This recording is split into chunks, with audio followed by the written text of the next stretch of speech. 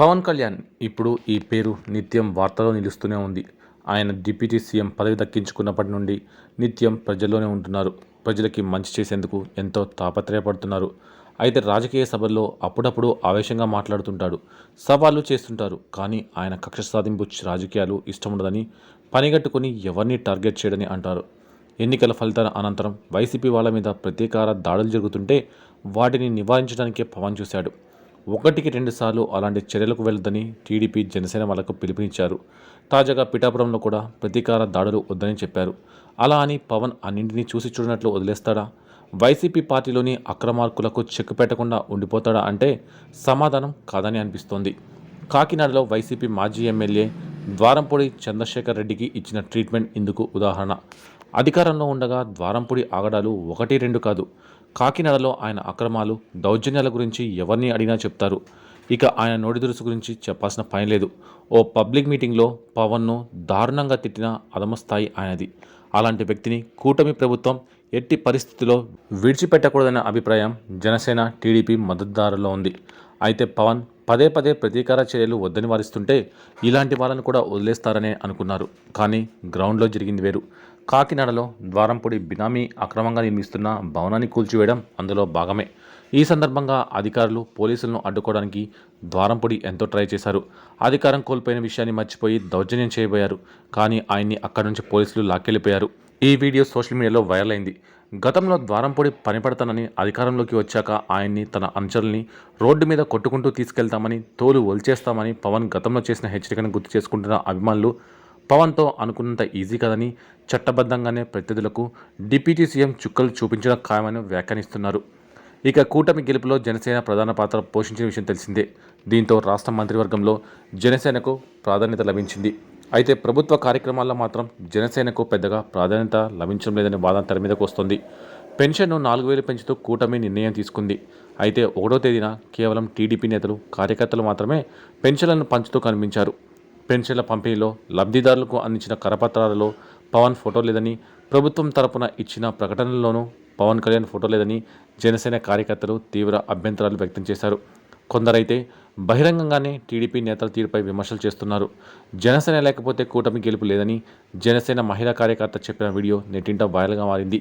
ఈ ఘటన మరొక ముందే సీఎం చంద్రబాబు ఢిల్లీ వెళ్లారు. ఆయన ఢిల్లీలో పలువురు కేంద్ర మంత్రులతో భేటీ అయ్యారు. దీనిపై కూడా జనసేన కార్యకర్తలు తీవ్ర అసహనం వ్యక్తం చేస్తున్నారు.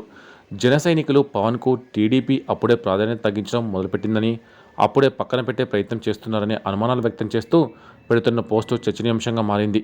చంద్రబాబు తన వెంట డిప్యూటీ సీఎం పవన్ కళ్యాణ్ తీసుకెళ్లకపోవడంతో ఇప్పుడు జనసేనలో దీనిపై పెద్ద ఎత్తున చర్చ సాగుతోంది. పవన్ను కూడా చంద్రబాబు వెంట తీసుకువెళ్తే మరింత బలంగా ఉండేదని జనసేన కార్యకర్తలు అభిప్రాయపడుతున్నారు. ఇదే సమయంలో తెలంగాణ విషయాన్ని ప్రస్తావిస్తున్నారు. తెలంగాణ సీఎం రేవంత్ రెడ్డి ఢిల్లీ పర్యటనలో ఉన్నారు. ఆయన వెంట డిప్యూటీ సీఎం మల్లు భట్టి విక్రమార్క కూడా ఉన్నారు. ప్రధానిని కలిసిన, కేంద్ర మంత్రులతో భేటీ అయిన రేవంత్ రెడ్డి వెంట భట్టి విక్రమార్క కూడా ఉంటున్నారు. కానీ చంద్రబాబు పవన్ కళ్యాణ్ తీసుకెళ్లకుండా మిగతా మంత్రులను తీసుకెళ్లడంపై జన సైనికులు ఆగ్రహం వ్యక్తం చేస్తున్నారు. ఢిల్లీ పర్యటనకు పవన్ కళ్యాణ్ తీసుకెళ్లకుండా ఆయన ప్రాధాన్యం తగ్గించే ప్రయత్నం మొదలుపెట్టారని అసంతృప్తి వ్యక్తం చేస్తున్నారు. మరోవైపు జనసేన పార్టీ అధినేత, ఉప ముఖ్యమంత్రి పవన్ కళ్యాణ్ వారాహి దీక్ష తుది దశకు చేరుకుంటోంది. 11 రోజుల ఈ దీక్షలో 8 రోజులు ముగిశాయి. ఆది సోమవారాల్లో దీక్షను విరమించే అవకాశాలు ఉన్నాయి. దీక్షలో ఉంటూనే తన బాధ్యతలను నిర్వహిస్తున్నారు పవన్ కళ్యాణ్. కాకినాడ జిల్లా సహా తన సొంత నియోజకవర్గం పిఠాపురంలో ఇటీవలే పర్యటించారు. వారాహి ఏకాదశ దినదీక్షలో భాగంగా నేడు సూర్యారాధనను నిర్వహించారు పవన్ కళ్యాణ్. సమాజం, దేశ సౌభాగ్యాన్ని ఆకాంక్షిస్తూ సూర్యారాధన ఆచరించారు. మంగళగిరిలోని పార్టీ కేంద్ర కార్యాలయంలో ఆదిత్య యంత్రాన్ని వేసి దానికి ప్రత్యేక పూజలు నిర్వహించారు. వేద పండితుల మంత్రోచ్చారణల మధ్య సూర్య భగవానుని ఆరాధించారు. కొంతకాలంగా పవన్ కళ్యాణ్ వెన్ను సంబంధిత ఇబ్బందితో సతమతమవుతున్నారు. ఫలితంగా సూర్య నమస్కారాలు చేయట్లేదు. దీనికి ప్రతిగా సూర్య నమస్కారాలకు సంబంధించి మంత్ర సహిత ఆరాధనను నిర్వర్తించారు. వేద పండితులు బ్రహ్మశ్రీ కోసిగంటి సుధీర్ శర్మ, హరనాథ శర్మ, వేణుగోపాల శర్మ ఈ ఆరాధన విశిష్టతను వివరించారు. సమాజ వికాసం, సౌభాగ్యాన్ని ఆకాంక్షిస్తూ సూర్యారాధన చేయాలని వారు చెప్పుకొచ్చారు. ఇక సార్వత్రిక ఎన్నికల ముందు పిఠాపురం ఎమ్మెల్యే గారి తాలూకా అంటూ వాహనాల నెంబర్ ప్లేట్ల మీద జరిగిన ప్రచారం సోషల్ మీడియాలో పెద్ద ఎత్తున వైరల్ అయింది. ఇక ఈ ట్రెండ్ పైన పవన్ కళ్యాణ్ సరదాగా వ్యాఖ్యానించారు. పిఠాపురంలో పర్యటించిన పవన్ కళ్యాణ్ వారాహి బహిరంగ సభలో ప్రసంగించినప్పుడు పిఠాపురం ఎమ్మెల్యే గారి తాలూకా అనే నెంబర్ ప్లేట్లపై రాసుకోవడం పైన స్పందిస్తూ, దయచేసి ఎవరు కూడా నెంబర్ ప్లేట్లపై అలా రాసుకోవద్దని, పిఠాపురం ఎమ్మెల్యే గారి తాలూకా అని చెప్పి చెడ్డ పేరు తీసుకురావద్దని విజ్ఞప్తి చేశారు. వాహనానికి ఒరిజినల్ నెంబర్ ప్లేట్లు లేకుండా తిరిగితే పోలీసులు పట్టుకుంటారంటూ సరదా వ్యాఖ్యలు చేశారు.